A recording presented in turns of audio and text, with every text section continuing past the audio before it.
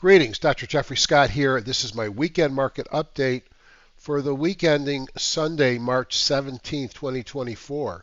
Doing this middle of the day on Saturday. Obviously, no futures are out, and any big news events that occur between now and when the market opens on Monday aren't accounted for. I titled this, Will the Fed Meeting Disappointment? Coming up on Wednesday, Sync the Markets. Again, my name is Jeffrey Scott. My email address is hgsidoc@gmail.com. I welcome you to comment in either the remarks section on YouTube or via email. I respond to everything that's constructive, good or bad. If you're new to my channel, welcome. Hope you like it. Hit the subscribe button and then hit the alarm. You'll be notified when I post these. I haven't missed a weekend in probably 10 years, but I do them whenever my schedule allows. I do this as an opportunity to teach things that I've learned over the years, but I don't really do this as a business. All right, this is for educational purposes only. Anything I say should be taken in the spirit of education and not investment advice. I am a doctor, not a broker. I am independent. I am not affiliated with any software vendor or trading company. Any tools I use are those that I use in my daily trading. I paid for the tools. Trading involves risk, and you alone are solely responsible for any investment decisions you make. Just to reiterate, this is for education only. If I identify stocks I like, I may be short them. You have no idea. I'm not planning on going against what I recommend, but you shouldn't take that as anything more than education. Speaking of education, the Wealth 365 Summit's coming up in April. And I'd love to have you join and love to have you click on my link in the remarks section. No cost. I won't bother you. I don't get a list of who signs up, but I really appreciate if you sign up using my link. If you like these videos, but they're too long for you, check me out at stocksanddocs.com Monday through Thursday, where I do, or Monday through Friday rather, where I do closer to an 8 to 10 minute video. I always start to look at the major markets. And the first thing that's kind of different this week is there's a lot of red. If we look at 5 days, you could see that all the major markets were down.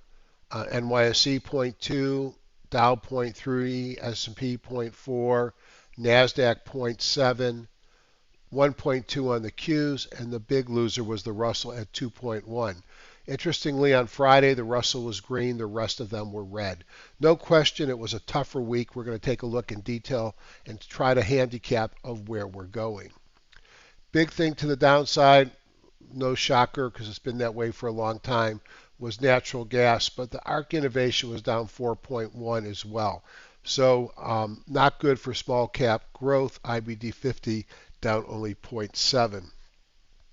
Looking at the S&P 500 sectors, led to the upside by energy and materials, followed by financials and staples. On the financials, just a spoiler alert, insurance looks really good. Property and casualty, life are some of the ones that we'll talk about as we go forward. This is a Q-Edge tool. It's one of the heads-ups that I use. Gives me a sense of what's going on in the market at any time. We'll talk more about the buckets, but at 50-50, that's a neutral market. Friday, even though the indices were not great, 82% of the sectors, this is the S&P 1500, were up over half the industry groups and over half the stocks. So as bad as the indices were, the broader markets were not as negative. That's a positive in my mind.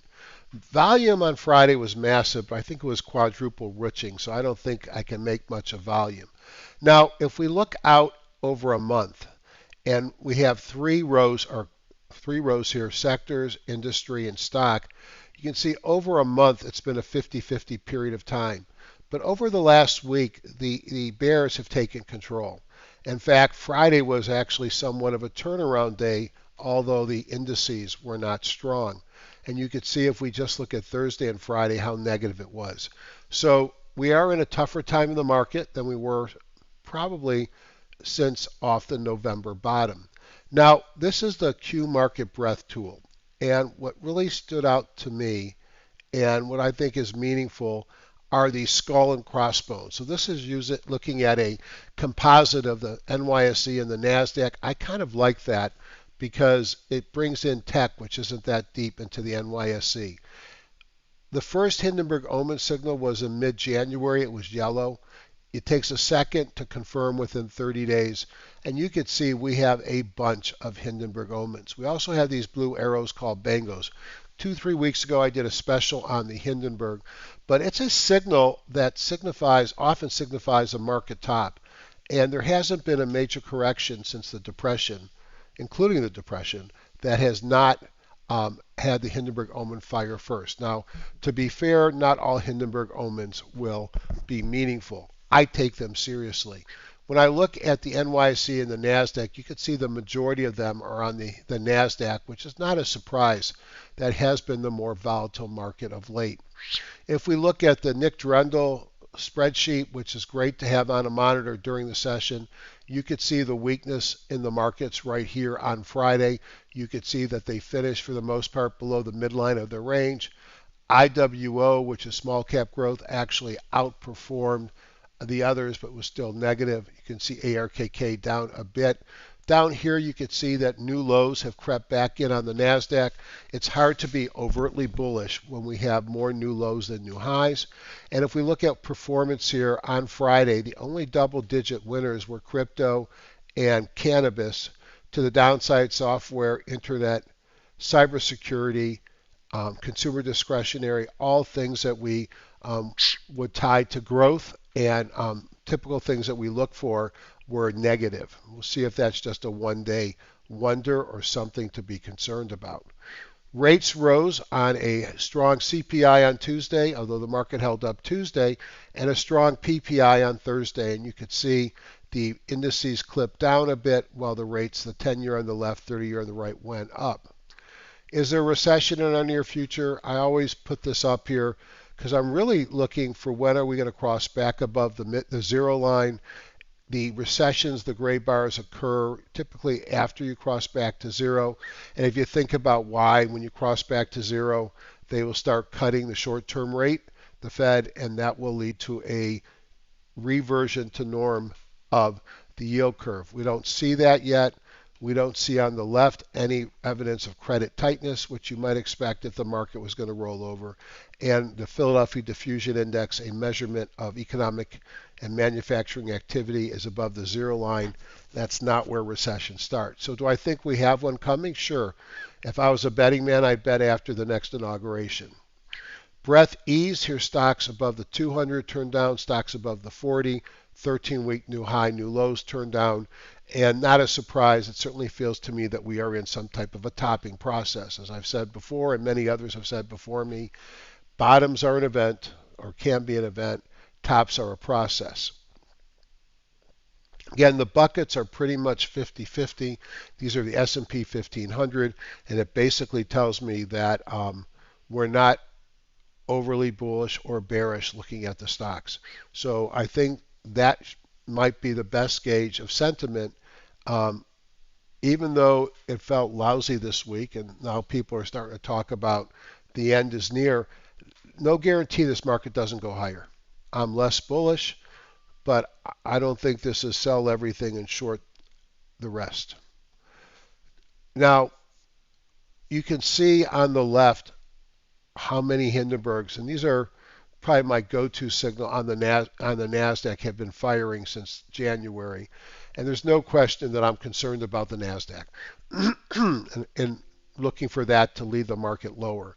The NYSE has a confirmed Hindenburg Omen. It is now about a month old. It adds to my concern, but at some point it's going to drop out of my concern as it gets further out. On the week, the markets did turn down. If you look at the various lists that I create on Friday of different lists in the market, and then I draw my buys and sells from it, not to beat my chest or anything, because really it doesn't mean anything. But my current holdings, this is interesting. I had only 4 gainers and 11 losers, but I was up 13%. Why? because I had things like global GCT, which went up on earnings, MicroStrategy. LABU got clobbered this week. That one hurt. The buy watch that I look at and put together was also up, but the majority of my stocks were down. It's very interesting. You don't usually see a week where the losers really outperform the gainers, yet you have some positivity. The shorts I picked last weekend were down 3%, which is, okay, I'll take that. If we look at growth and things that we're used to, the weekend review, the IBD 50 were down about 1.16. S&P 500 was down 0.37 on the week. Where's the Market Smith? We have to rename the Market Smith 300 or 250 to Market Surge. Here it is, down 1%. So not an easy week. I throw out the heads and the tails because this gray line says there's almost no stocks there.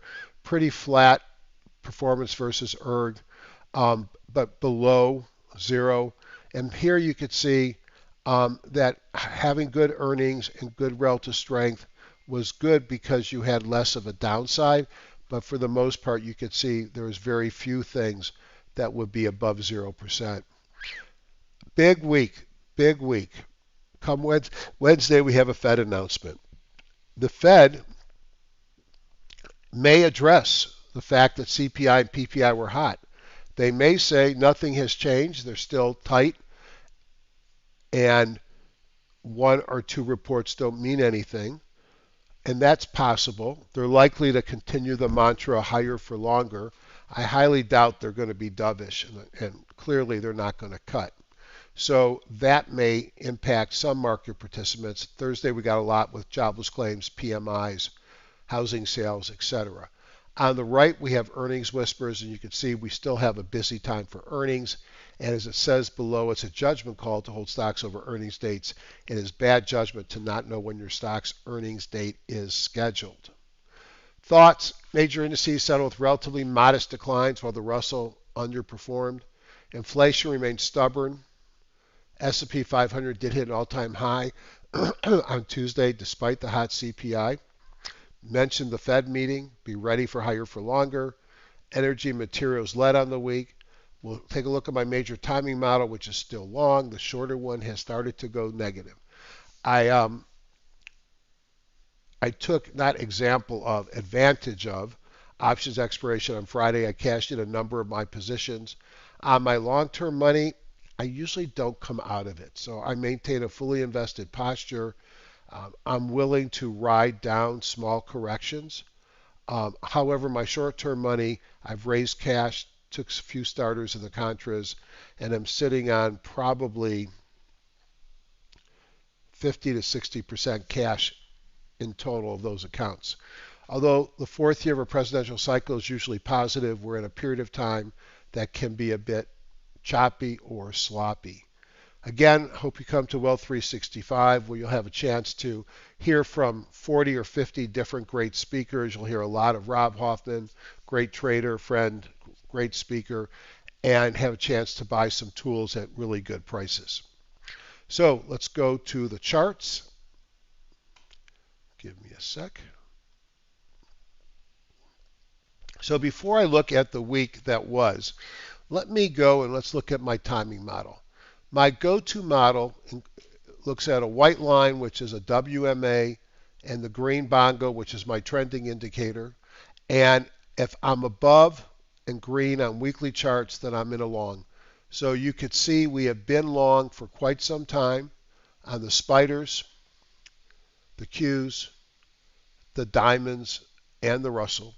The Russell is the most concerning as it's really not broken out yet like the others. It has not set all-time highs. But if you just look at the long-term model, and the purpose of long-term models is, frankly, it's to avoid you getting chopped to death.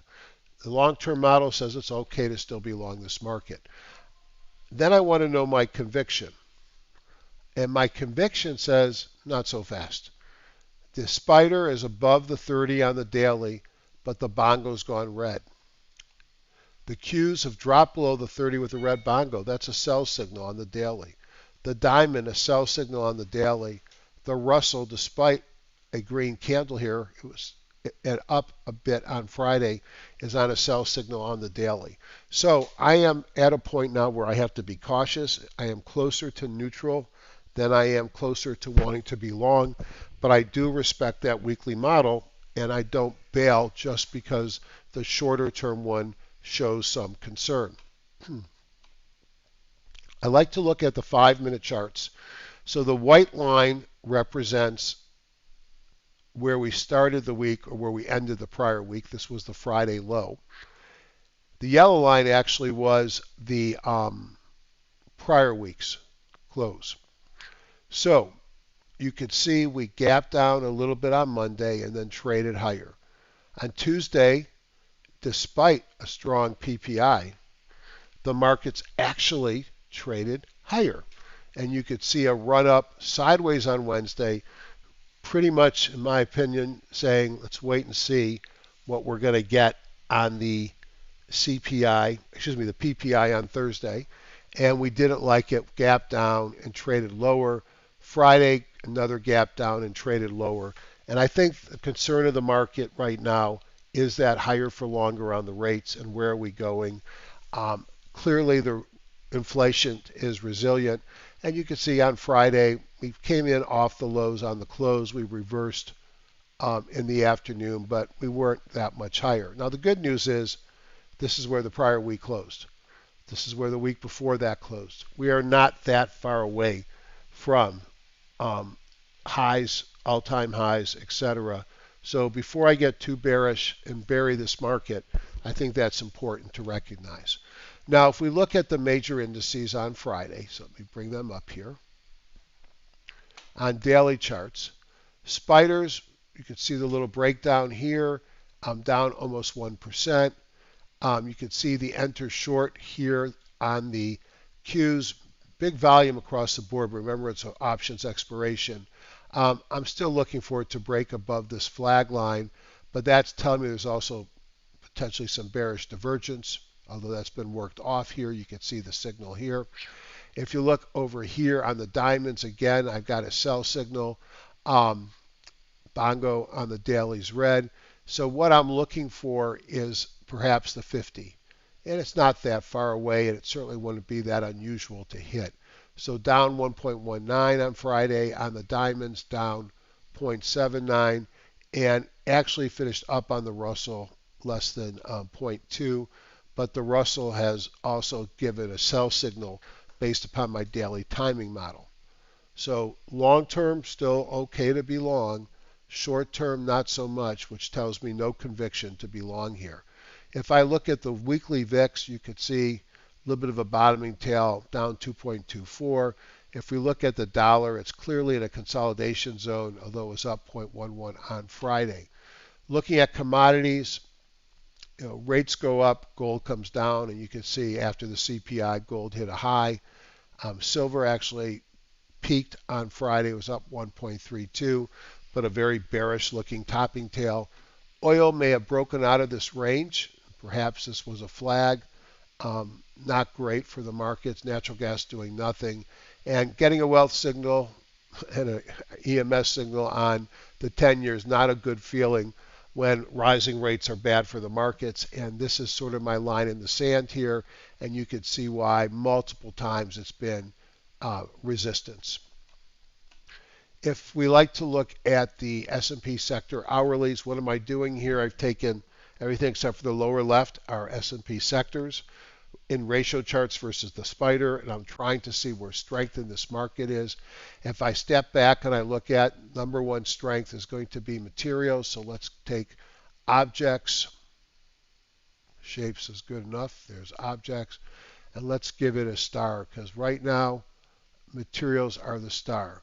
The second star I'm going to give is to energy.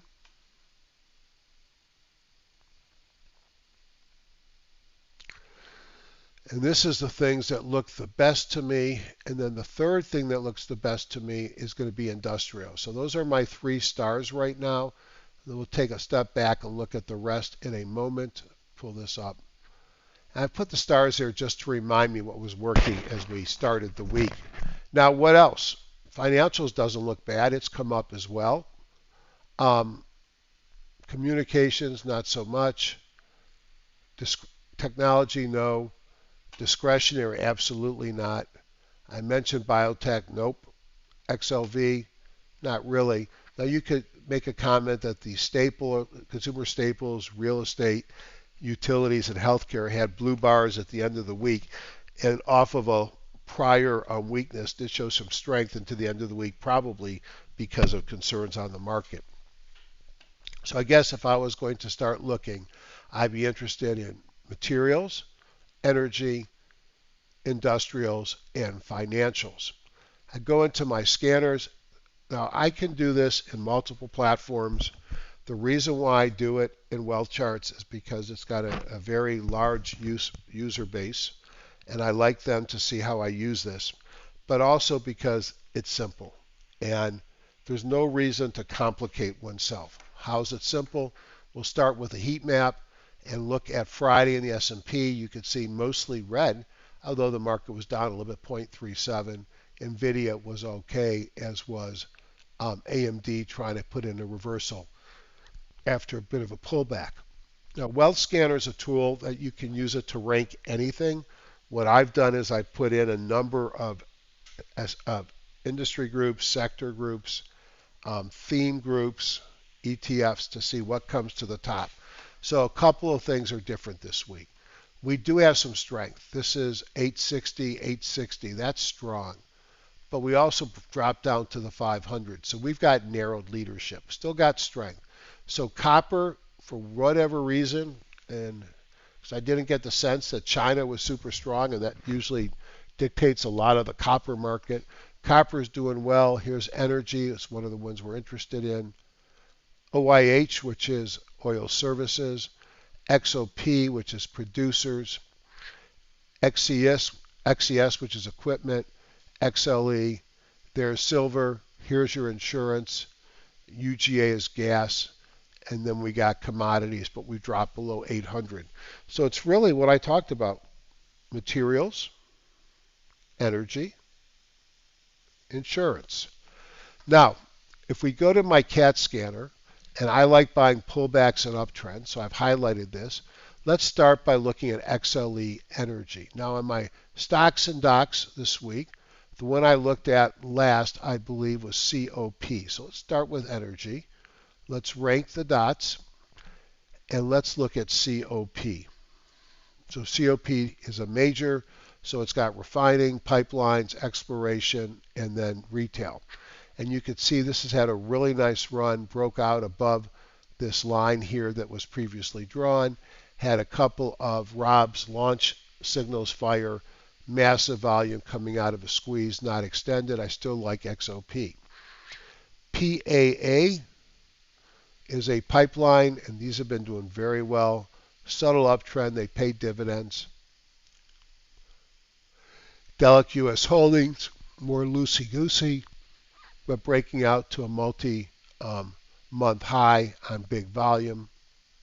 PBF, another refiner. AROC, services. So there are things moving on the oil patch. Of all these, I would say Plains looks interesting to me, and CVI, which pays a really big dividend, which means I got to do some homework because sometimes that's not necessarily what I want from a strength perspective. So if I look at energy, that's what comes to the top. Now, if it's a leading group, why aren't more things showing up? Because I'm looking for pullbacks. So I could look at anything with momentum up in energy, and you could see lots of things have momentum up. But if you look at ET, it's pretty extended. In fact, look how far it is from the 200, and it's 99.77. That's not a buy candidate. OIS is pretty beat up, and I don't like things in significant downtrends, but it had a nice day with dots and volume. PAA is one we liked. RPC below the 200. CVI we liked. So if I just look for stocks having momentum, it's a big list. But if I'm going to tie myself to my favorite pullbacks and uptrends, it's going to be a smaller list. Let's look at insurance.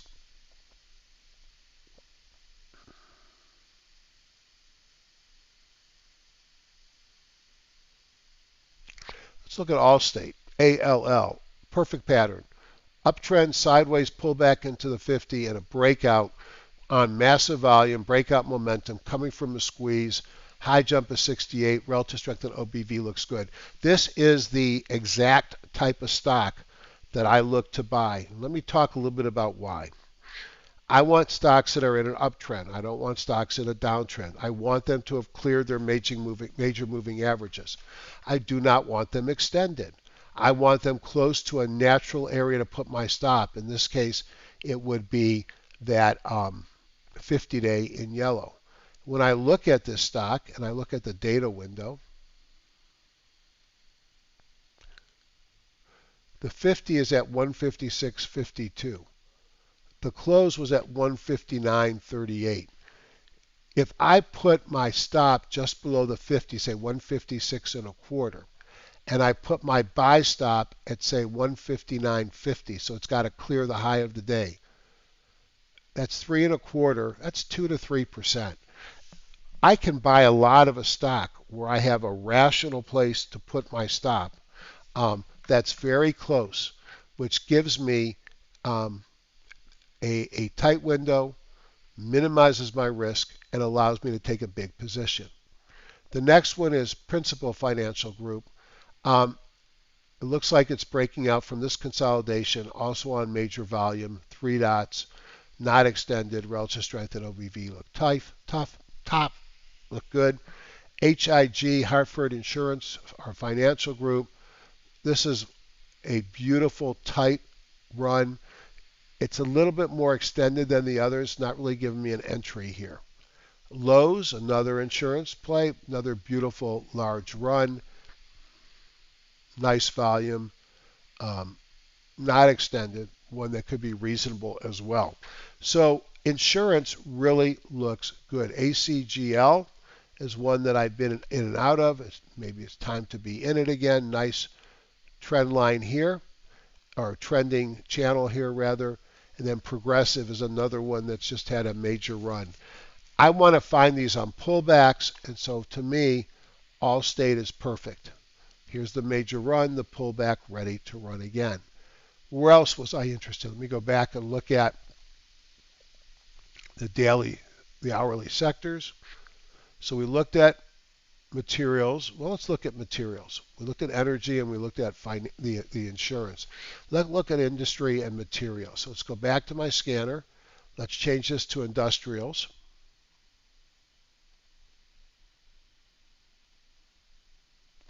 FTAI.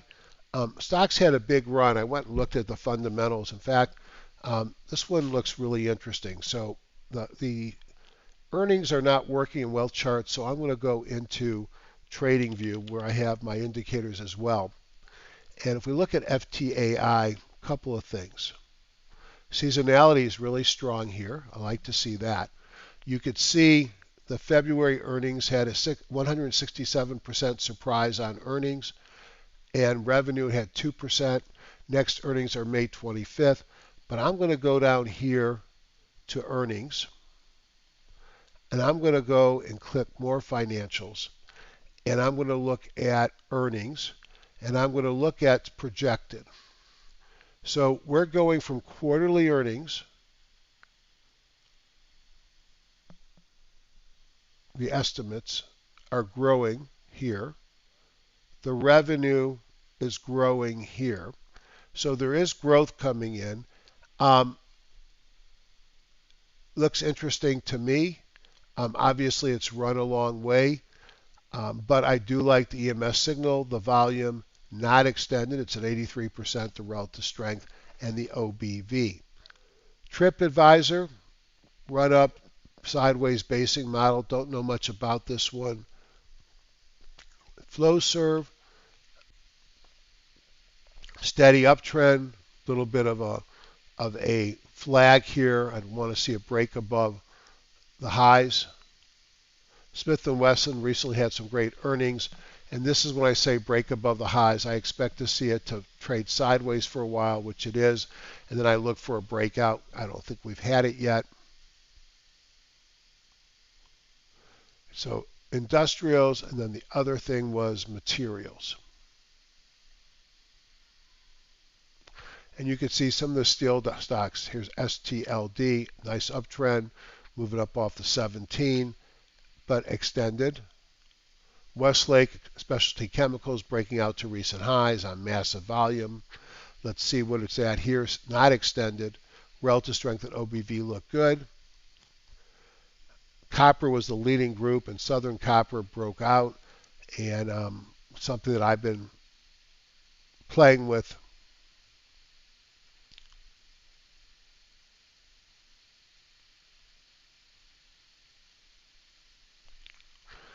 And one could see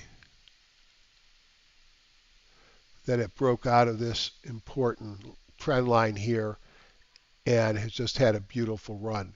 So despite the fact that one could be negative this market, there is a lot of stuff working. Now let's just look at my rolled up list of attractive stocks, and we call that the combo list. And let's just see if there's anything there I wanted to point out. So CDLX, I believe this was an earnings play, but you could see massive volume. It's already getting extended, but I want to find out more information. So let's pull up TradingView. Let's put in CLDX.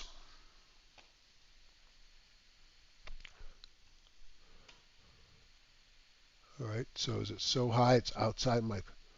Well, this is crazy. Ah, it was not CLDX. CDLX.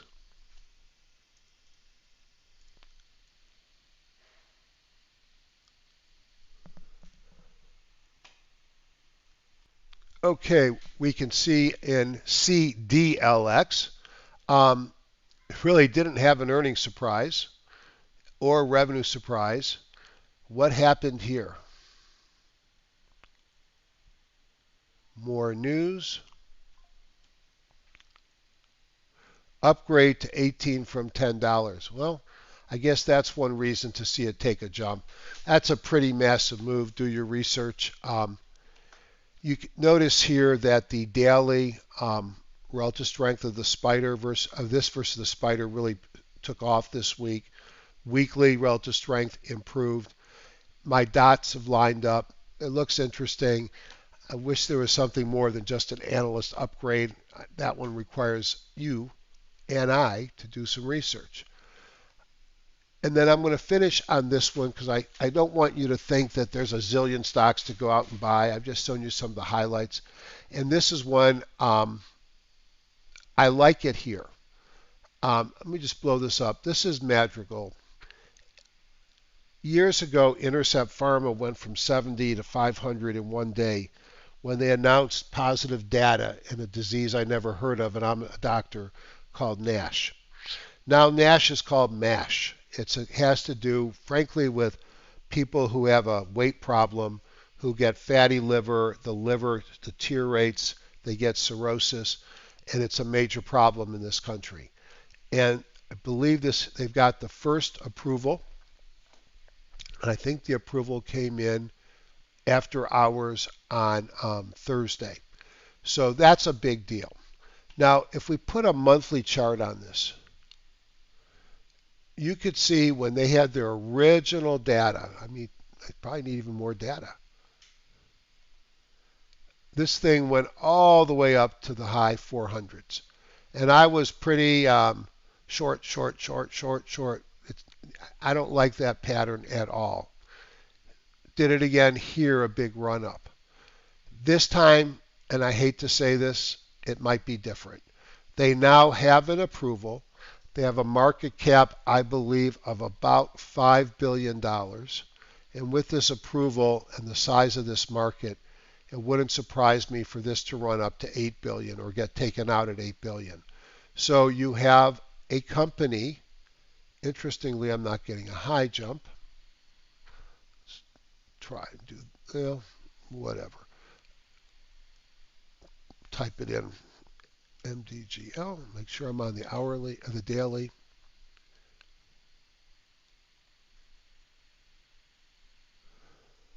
Well, this is big news. It was up 11% despite the fact it closed off the high as the market sold off. If you look at the news, you're going to see all kinds of upgrades. 410, the stock is less than 300. 390, 389, 375, 377, 270, and 397. I think the stock goes higher. MDGL. Remember, I am not an investment advisor. This is just education. But this is a pretty monumental approval.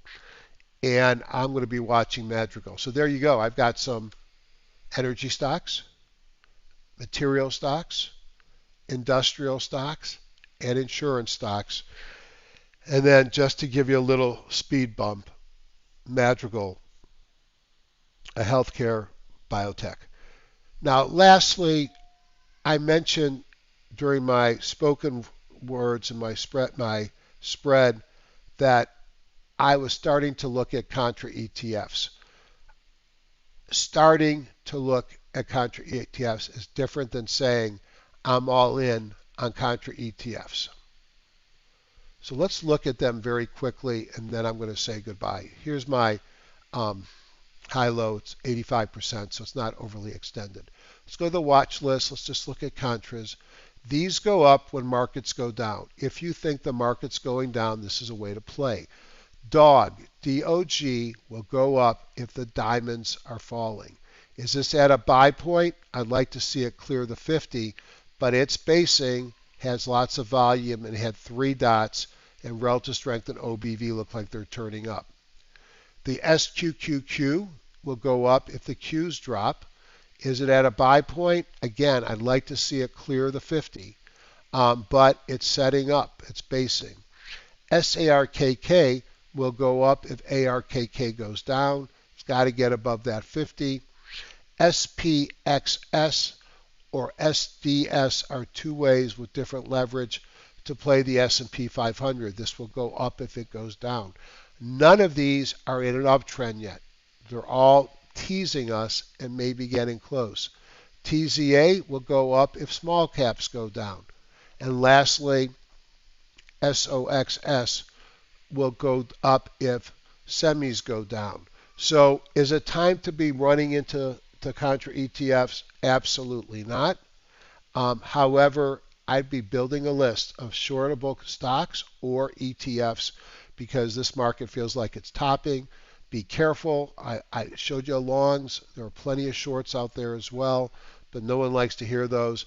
And it's hard for me to go very short when my weekly market timing model still is long. So have an awesome week. Let's be careful. We know this market's going to break. Is it going to break this week? No one knows for sure, but that Fed meeting could be something of an event that causes the market to move. Hope you like these. Please comment what you like, what you don't like. Too long, too short, and we'll see you next week.